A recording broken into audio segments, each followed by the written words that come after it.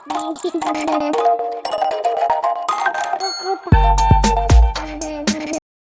Everyone, इस video में बात कर लेते हैं CESC लिमिटेड। क्विकली एनालिसिस देख लेते हैं। चैनल को लाइक एंड सब्सक्राइब करना मत भूलिएगा। तो आप देख रहे होंगे स्टॉक में अच्छा खासा बुलिश मोमेंटम देखने को मिला है।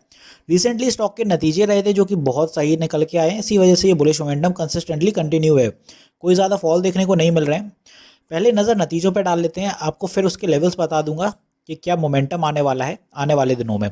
यहाँ देख रहे हो कि सेल्स जो है वो 4352 CR की रही है सितंबर क्वार्टर में 23 के, एंड आप देखोगे 22 के सितंबर क्वार्टर में 3913 थी। तो सेल्स में काफ़ी इजाफा हुआ है इस बार। सेम एज एन एक्सपेंसेस भी उसी हिसाब से बढ़ेंगे जिस हिसाब से सेल्स बढ़ी है। तो इस बार 3706 के रहे हैं। ऑपरेटिंग प्रॉफिट की बात करें तो 646 CR का रहा है। लास्ट टाइम ये 490 CR का था, तो यहाँ भी अच्छा खासा इजाफा देखने को मिला है अपन को। और अदर इनकम की बात करें तो 423 CR, लास्ट टाइम ये 421, तो इसमें ऑलमोस्ट सिमिलर है, थोड़ा ही डिफरेंस है।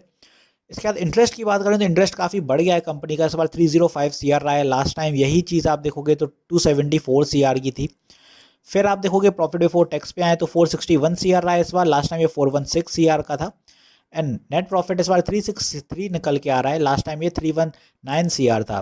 तो आप देखोगे इस बार के नतीजे अच्छे निकल के आए। यही वजह है कि कंपनी में बुलिश मोमेंटम कंसिस्टेंटली बना हुआ है। आज जो लेवल्स हैं वो आप देखोगे तो यहाँ एक बायर्स का जोन देखने को मिला है। ये बायर्स एक्टिव थे, ट्रेंड लाइन के ऊपर ही है। तो ट्रेंड लाइन का कल आप देखोगे ब्रेकआउट हुआ। परसों ट्रेंड लाइन से आप देखोगे तीनों दिन में कुछ ना कुछ हुआ है। आप देखोगे यहाँ पे जो सेशन था यहाँ 13 नवंबर को ट्रेंड लाइन पे हेड लेके वापस आया स्टॉक। इसके बाद आप देखोगे यहाँ 15 नवंबर को ट्रेंड लाइन पे आप देखोगे ऊपर क्लोजिंग दे दी स्टॉक ने।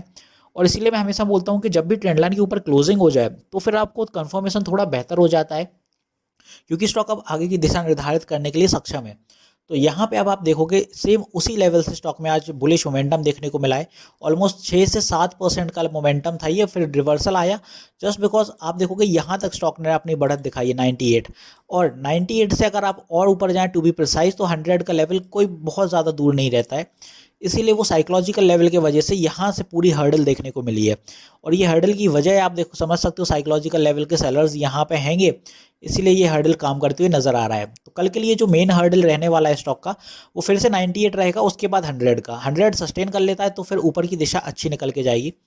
तो ऐसे ऊपर की दिशा में जाने वाला है। आज इस जोन के अराउंड सेलर्स ज़्यादा देखने को मिले हैं। ये पूरा जोन सेलर्स से भरा हुआ था। 96 के अराउंड क्लोजिंग हुई है स्टॉक की यहाँ कहीं। और आप देखोगे स्टॉक का जो हाई है वो 102 के अराउंड है, तो हाई भी कोई ज़्यादा नहीं है। पहला आप देखोगे आप जितना भी ये जोन बनेगा 102 से लेके इधर तक का ये पूरा सेलर्स का है। तो थोड़ा समझ के रहिएगा, संभल के रहिएगा, क्योंकि यहाँ पे आपको देखो ट्रेलिंग स्टॉप लॉस ज़रूर यूज़ करना पड़ेगा। सडन रिवर्सल बन सकते हैं और यहाँ से निकलेगा ज़रूर, नो डाउट। नतीजे अच्छे रहे, स्टॉक 102 सस्टेन करके जब निकलेगा तो आपको 106, 108, 110 के टारगेट्स ईजिली देखने को मिलेंगे। और अपन ज़्यादा टारगेट नहीं लगाएंगे फिलहाल के लिए। 1010 एंड 115 तक ही अपन ऊपर तक के लेवल दिखाएंगे, क्योंकि यहाँ तक स्टॉक पहुँच जाएगा, क्योंकि छोटा प्राइस है स्टॉक का, यहाँ तक पहुँच जाएगा तब ऊपर की दिशा निर्धारित होगी। और इसी लाइन में अगर आप चलते जाएंगे तो 125 का लेवल कोई दूर नहीं है, साइकोलॉजिकल लेवल है, काम करते हुए नजर जाएगा। तो पहला टारगेट जो बड़ा है वो 125 रहने वाला है और इन्हीं छोटे छोटे स्टेप से कवर होगा वो। तो ऊपर की दिशा में स्टॉक ऐसे चलने वाला है। अब जस्ट बाय एनी मीन्स अगर स्टॉक फॉल करता है कल को, क्योंकि स्टॉक आप देखोगे निफ्टी अच्छा परफॉर्म कर रहा है कुछ दिनों से और इसीलिए कंसिस्टेंटली बुलिश मोमेंटम है हर एक स्टॉक में। मेजॉरिटी ऑफ द स्टॉक फिर से बुलिश मोमेंटम के साथ ब्रेकआउट दे रहे हैं।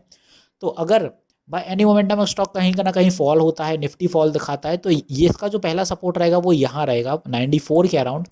फर्दर सपोर्ट ब्रेक होता है तो फिर जो नेक्स्ट सपोर्ट स्टॉक का बनेगा 92 के आसपास बनेगा।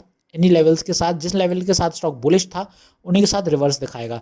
और जो लास्ट यहाँ होगा वो ट्रेंड लाइन के ऊपर क्लोजिंग देने की कोशिश करेगा 91। तो ऐसे चलने वाला है आपका CESC। उसी हिसाब से आप समझ लीजिएगा क्या करना है, बाय सेल किस मोमेंटम पे लगाना है। तो होपफुली सारी चीज़ें यहाँ क्लियर है। मिलते हैं नेक्स्ट वीडियो में। This is me Shubham Yadav signing off.